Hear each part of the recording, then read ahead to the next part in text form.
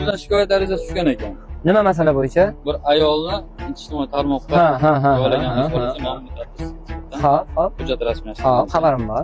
Holat bo'yicha bizdan boshqa so'raymiz. Hop, men hozir ishimni bitiraman, boramiz. Muammo yo'q. Yo'q, vaqt ketyapti-da. Mayli. Hop, nima anaqaga ko'ra meni olib ketasiz hozir? Sizga nisbatan rasmiylashtirilgan mamlakatdagi holatga asosan. Hop, tushuntirish xati berishim kerak. Tushuntirish xati bering, shu bering, men yozib beraman. Bormingmi? Xizmatxonasi emasda, o'rnida xizmatxonamiz bor, o'sha yerga boraylik deyman. Qayerda? Xizmatxonangiz. Nariroqda, 100 metr nariroqda. Hop, men xonangizga borishdan bosh tortaman.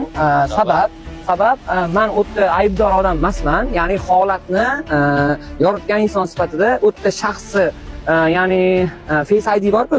Face ID dan videoni ko'radigan bo'lsangiz ham, Face ID da ham uni aniqlik bo'lmasligini isbotlab bo'lganmiz biz.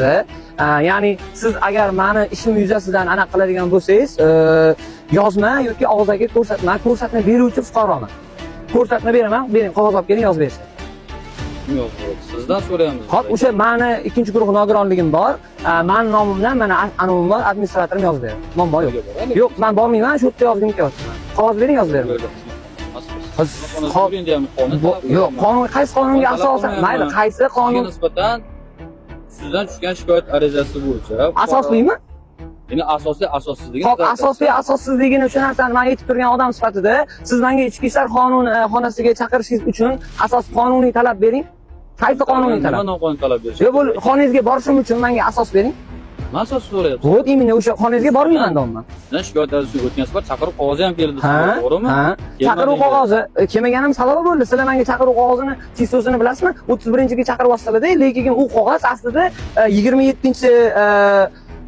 27-sentyabr, 31-sentyabrga chaqiruv qog'oz chaqirib olsalar menga. To есть oktyabrmi, sentyabr. O'shanga kim? Bular matbuot xizmati. Bular matbuot xizmati bu. Hop. Meni syomka qilishim qarshiligim yo'q. Faqat ijtimoiy tarmoqqa joylab obro'sizlantiradigan bo'lsa, bo'ldi, muammo yo'q. Muammo yo'q. Faqat bu mening harakatim yuzasidan siz o'zingizni oqlovchi yoki mening harakatimni qoralovchi holat. Muammo yo'q. Uni bilasiz. Bo'ldi, men u xabarim bor. Hop, aka, sizga aytadigan gapim, qog'oz olib keling, yozib beraman, xonangizga bormayman. Aka, xizmatxonaga borishga majbursiz. Sabab, asos. Fuqaroni ustingizdan shikoyat qilgan arizasi. Hop, aka, endi biz o'tdi u ma'lumotni men o'sha joyda ham ichki ishlar xodimiga ham tushuntirdim. Okajon dedim, bu dedim, biz internetga qo'yilgan ma'lumotni chiqarganmiz. Anu videodagi odam anonim shaxs bo'lgan. Ya'ni biz uni obro'sizlantirish yoki anaqa bo'lmagan. Qog'oz olib keling, tushuntirish xatimni yozib beraman yoki vobsheta meni huquqim bor. Videoga oling, og'zdagi tushuntirish xati beraman, sudga berasiz.